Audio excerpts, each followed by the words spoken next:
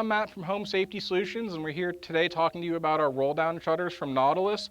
The ones that we're demonstrating today are a motorized shutter option that are programmed to a remote and are also available through different home automation programs. This is a Florida Building Code approved product made right here in Port St. Lucie, Florida.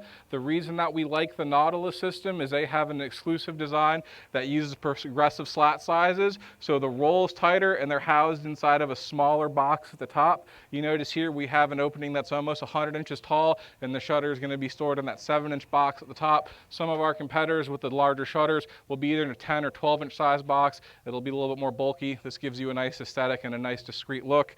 These are available in motorized like you're seeing right now. We also have them in a manual crank option and a pull down locking option as well. If you have any questions, reach out to us at stormshielder.com or give us a call, 813-814-2236.